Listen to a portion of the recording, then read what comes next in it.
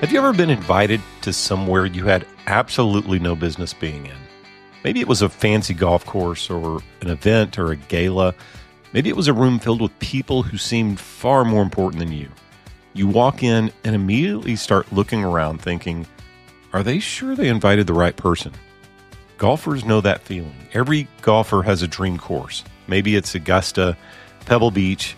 Maybe it's a private club hidden behind the gates you've driven by 100 times. The kind of place where regular golfers just don't call and book a tee time. And then one morning, out of the blue, your phone rings. A friend knows a member. A member extends an invitation, and a spot opens up unexpectedly. And before you know it, you're standing on the first tee box of a course you could have never had access to on your own. You didn't earn it. You didn't qualify for it. You probably didn't deserve it. A door simply opened. And that's exactly where the church at Philadelphia finds itself. Stick around.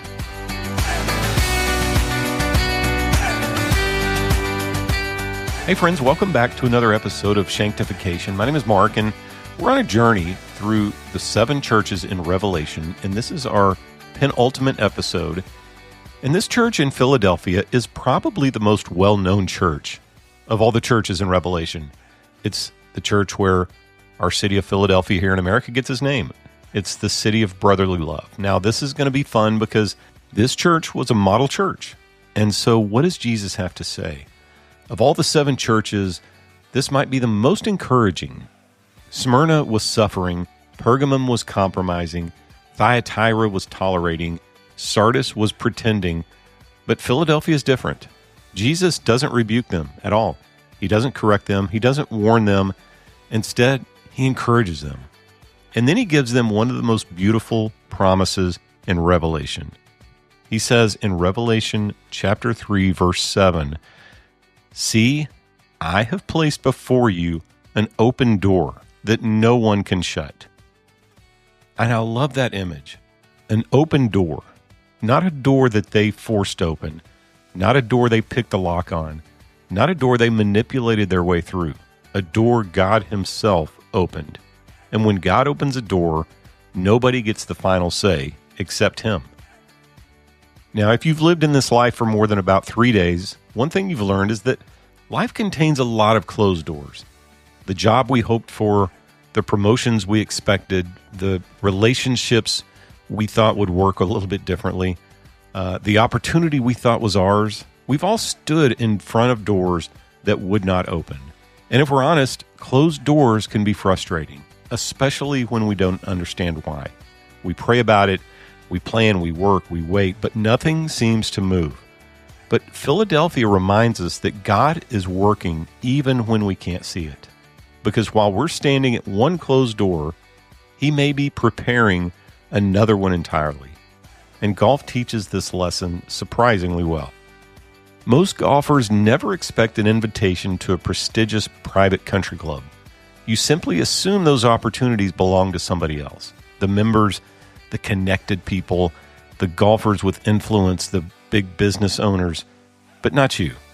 And then one day you get that call. And suddenly you're loading your clubs up into the car, trying not to act too excited. And you know the feeling. You tell your spouse about it. You've already checked the weather 6 times and laid out tomorrow's outfit because something special has happened. A door is opened.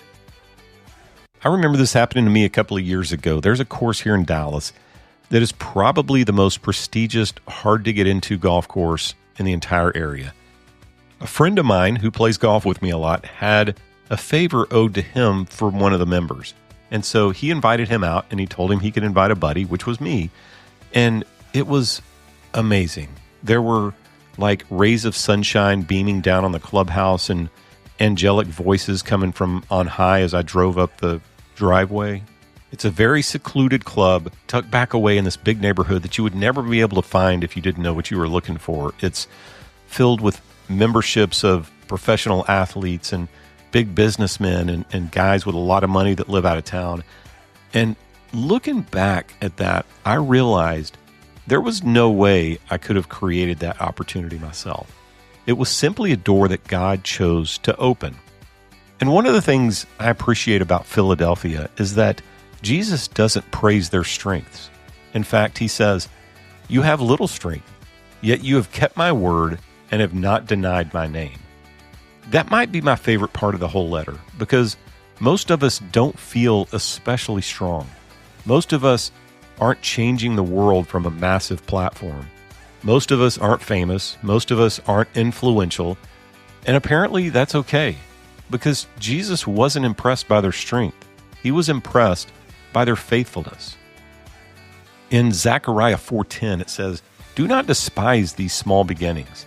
And we live in a culture obsessed with big things, big success, big platforms, big accomplishments, big numbers. Meanwhile, God has a long story of doing extraordinary things through ordinary people. And Philadelphia reminds us that faithfulness matters more than visibility. And I think that's encouraging, because we spend a lot of time trying to become more impressive. God seems far more interested in whether we're becoming more faithful. Those are not always the same thing. Sometimes we're too busy trying to kick down doors that we forgot God already has the key to. In Proverbs 3:5-6, Solomon writes, "Trust in the Lord with all your heart and lean not on your own understanding. In all your ways submit to him, and he will make your path straight." Notice what Solomon doesn't promise. He doesn't promise we'll understand every step. He doesn't promise we'll know the whole plan. He doesn't promise God will even direct the path. And that's often enough. People that have played golf long enough will tell you, just think about one shot at a time.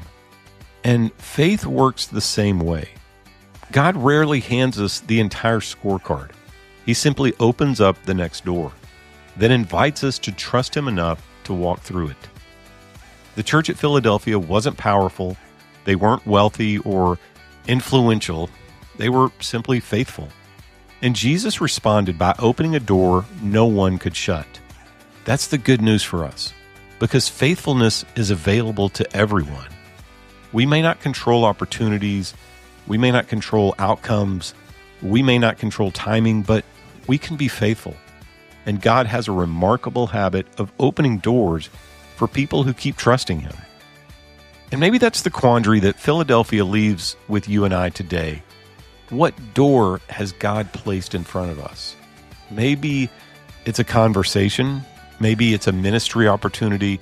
Maybe it's a chance to serve, a chance to take a step of faith that you've been avoiding.